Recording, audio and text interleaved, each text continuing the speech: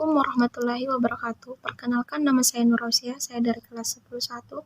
Nah, adapun materi yang akan saya bahas pada video kali ini yaitu mengenai pengendalian sosial, yang dimana sebelum kita membahas perilaku penyimpangan, berbagai perilaku penyimpangan yang terjadi di kehidupan masyarakat membuat kehidupan masyarakat akan menjadi terganggu karena adanya perilaku penyimpangan. Nah, cara untuk mengatasi perilaku tersebut ya diberikan sanksi. Nah, cara-cara ini biasanya disebut pengendalian sosial. Nah, yang dimana materi ini akan saya bahas pada kali ini, yaitu adapun poin-poin yang akan saya bahas pada video kali ini yaitu mengenai hakikat pengendalian sosial, sifat pengendalian sosial, proses pengendalian sosial, fungsi pengendalian sosial, cara-cara pengendalian sosial, dan jenis-jenis pengendalian sosial. Nah, adapun poin pertama yaitu mengenai hakikat pengendalian sosial. Di hakikat pengendalian sosial ini membahas tentang apa sih sebenarnya itu pengendalian sosial. Nah, pengendalian sosial adalah mekanisme untuk mencegah penyimpangan dan mengarahkan anggota masyarakatnya untuk bertindak menurut norma dan nilai yang melembaga. Maksudnya adalah suatu proses untuk mencegah terjadinya pelanggaran yang ada di masyarakat, yang dimana adanya pengendalian sosial ini mengarahkan anggota masyarakat untuk bertindak sesuai dengan kaidah-kaidah yang berlaku di masyarakat. Nah, salah satu contohnya pada gambar yaitu pihak kepolisian yang mentilang sang pembawa motor karena telah melanggar lalu lintas, yang dimana akan diberikan sanksi, sehingga diberikan sanksi kemudian dia akan berperilaku sesuai dengan norma yang ada dan tidak berperilaku menyimpang lagi.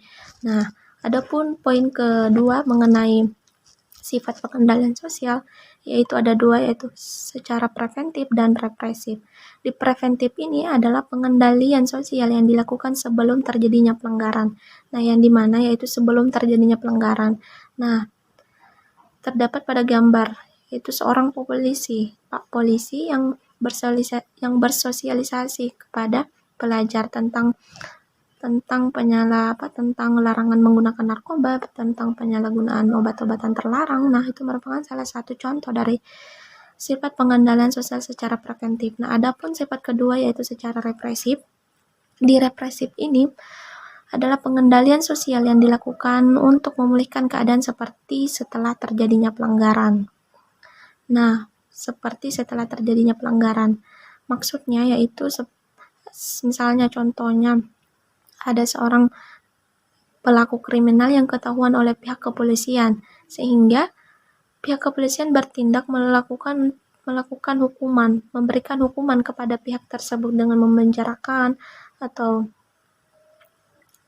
apapun yang menjadi hukuman untuk pelaku kriminal, sehingga pelaku ini tersebut apabila ia diberi hukuman, dia tidak lagi berperilaku menyimpang. Nah, adapun proses pengendalian sosial ada dua, yaitu secara persuasif dan koersif. Di persuasif ini dilakukan dengan tidak kekerasan, karena individu atau kelompok diajak, disarankan, atau dibimbing untuk memenuhi atau berperilaku sesuai dengan kaidah-kaidah dalam masyarakat. Nah, individu atau kelompok diajak untuk dibimbing. Nah, maksudnya seperti pada gambar yaitu seorang ayah yang menasihati anaknya tentang nilai-nilai yang baik dan benar, sehingga anaknya ini berperilaku dengan norma yang ada di masyarakat dan tidak berperilaku menyimpang. Nah, adapun yang kedua, proses pengendalian sosial secara koersif yaitu dilakukan dengan kekerasan atau paksaan. Nah, misalnya yang dilakukan dengan kekerasan atau paksaan yaitu pedagang kaki lima yang menyalahi aturan PKL di trotoar. Nah, apabila lembaga Satpol PP melihat kejadian tersebut, dia akan melakukan tindakan yaitu berupa menertibkan pedagang tersebut dengan biasanya ia menggunakan paksaan, kekerasan kepada pedagang tersebut agar tidak berdagang di jalan trotoar tersebut. Nah, adapun fungsi pengendalian sosial yaitu mempertebal keyakinan masyarakat terhadap norma sosial, yang dimana maksudnya setelah adanya pengendalian sosial, masyarakat diyakinkan kembali bahwa mematuhi norma dan nilai dengan baik merupakan salah satu usaha untuk menjalani kehidupan yang baik, yang baik. Sehingga dengan adanya pengendalian sosial ini, kehidupan masyarakat akan menjadi seimbang dan tidak kacau. Sehingga itu maksud dari mempertebal keyakinan masyarakat terhadap norma sosial. Nah, ada pun memberikan imbalan kepada warga yang menaati norma. Maksudnya, pihak yang mampu menaati norma dengan baik, dia akan mendapatkan imbalan yang baik pula, sehingga ia akan imbalan berupa gelar, sanjungan, dan sebagainya. Nah, dengan adanya imbalan ini, pihak tersebut akan merasa dihargai, dan merasa dihargai kemungkinan dia akan berperilaku sesuai dengan norma yang ada di masyarakat. Nah, itu maksudnya. Adapun yang ketiga dan keempat yaitu mengembangkan rasa malu dan mengembangkan rasa takut, yang dimana mengembangkan rasa malu.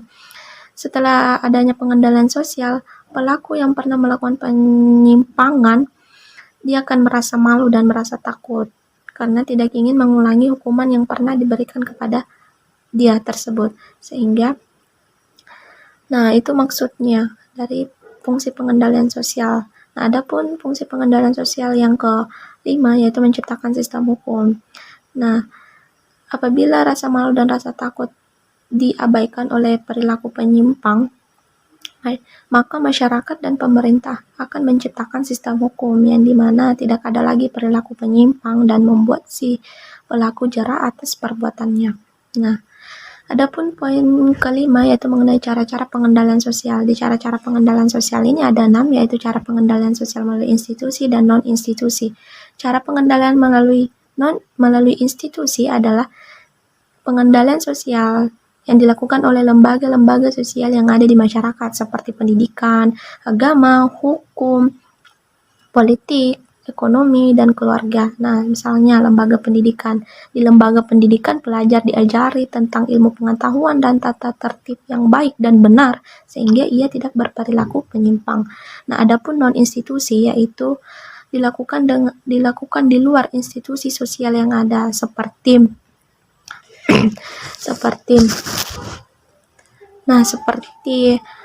individu atau kelompok yang tidak saling mengenal. Nah, pengendalian ini seringkali secara kekerasan atau sifatnya tidak resmi. Contohnya misalnya ada pelaku pencuri yang ketahuan oleh kelompok masyarakat, oleh pihak masyarakat, sehingga masyarakat apabila melihat kejadian tersebut, dia akan spontan melakukan pengeroyokan terhadap pelaku tersebut. Nah, pengendalian ini biasanya dilakukan oleh kelompok individu yang tidak saling mengenal dan sifatnya tidak resmi. Nah, itu merupakan salah satu contoh dari pengendalian sosial melalui non-institusi. Adapun yang kedua yaitu cara pengendalian secara lisan, simbolik, dan kekerasan. Lisan simbolik biasanya disebut secara persuasif, yaitu menekankan pada membimbing, mengarahkan, dan membuat masyarakat untuk bertindak sesuai dengan kaidah yang ada di dalam masyarakat. Nah, contoh apa misalnya? Ya, kalau lisan tentunya dengan nasihat. Kalau simbolik, ya biasanya menggunakan pamflet atau cam scanner, spanduk yang bertuliskan anti kekerasan. Misalnya di sekolah kita ada anti bullying. Nah, di anti bullying itu biasanya yang spanduk yang bertuliskan stop bullying. Nah, itu merupakan salah satu pengendalian sosial secara simbolik. Adapun yang ketiga yaitu cara pengendalian melalui kekerasan, yaitu biasanya disebut koersif. Nah, di mana koersif ini yaitu biasanya menggunakan kekerasan atau ancaman agar tujuannya si pelaku jera dan tidak melakukan perbuatannya lagi, yang dimana salah satu contohnya yaitu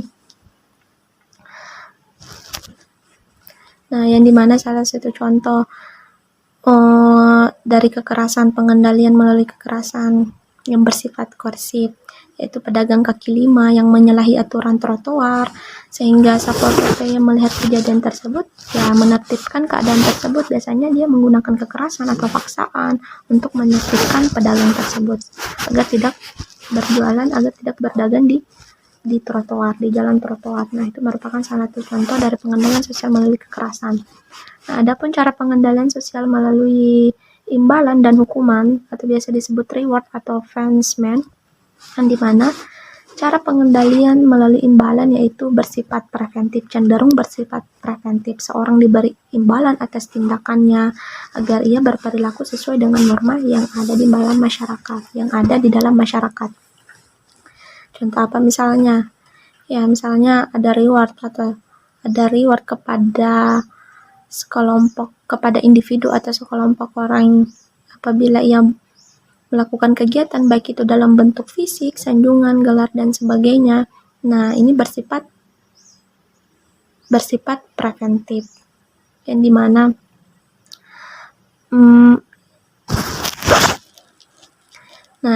ini bersifat preventif, yaitu sebelum terjadinya pelanggaran. Nah, orang itu merasa dihargai, kemudian ia berperilaku dengan baik, dia juga akan mendapat imbalan yang baik pula, dan ia akan berperilaku sesuai dengan norma dan nilai yang berlaku di dalam masyarakat. Nah, adapun pengendalian sosial secara hukuman, yaitu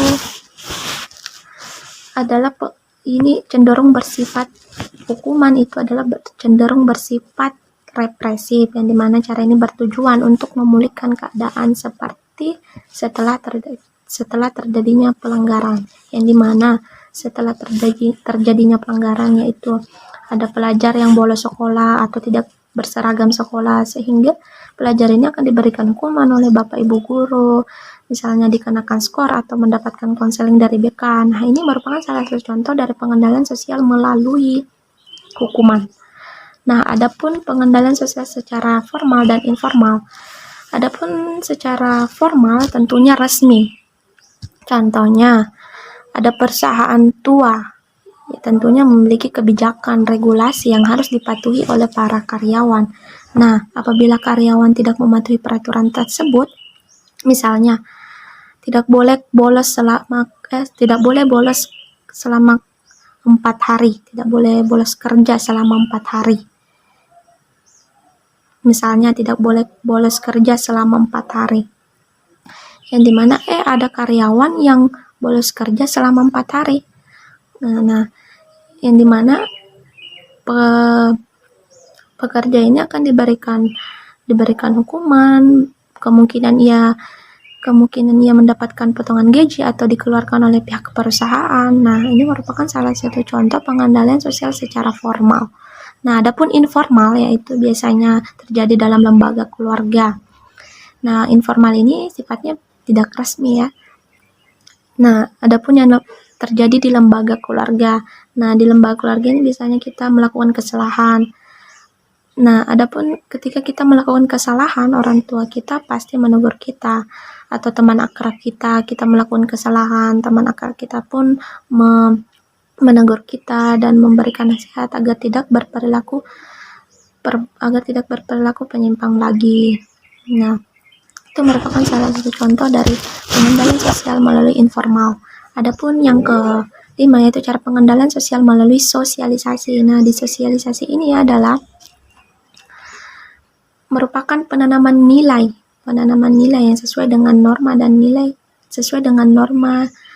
nilai yang berlaku di masyarakat. Nah, contoh apa misalnya penanaman nilai? Ya, dalam lembaga kesehatan yang bersosialisasi mengenai pentingnya menggunakan masker, pentingnya melakukan vaksinasi. Nah, ini merupakan salah satu contoh penanaman nilai kepada masyarakat oleh lembaga kesehatan.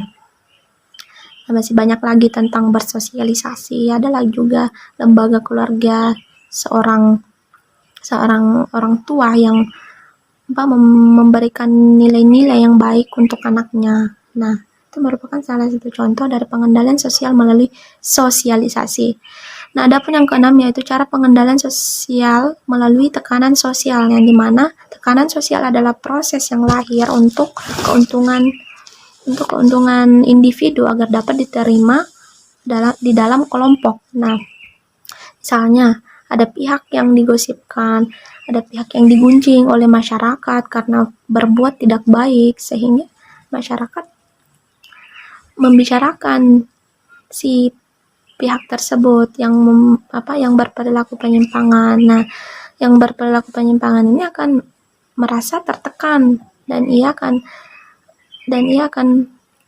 mengusahakan untuk sesuai dengan kehidupan masyarakat dan agar dapat diterima di dalam kelompok masyarakat tersebut. Nah, itu merupakan salah satu contoh dari pengendalian sosial melalui tekanan sosial.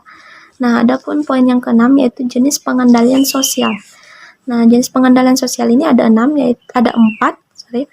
Satu, hukuman. 2, pendidikan, agama, dan teguran, yang dimana hukuman adalah suatu sarana yang dipergunakan untuk menjatuhkan sanksi positif maupun negatif, yang dimana hukuman ini tidak lazim bagi dalam kehidupan masyarakat. Apabila kita melakukan kesalahan, tentunya kita diberikan hukuman, baik itu dalam bentuk fisik maupun negatif, dalam bentuk positif maupun negatif.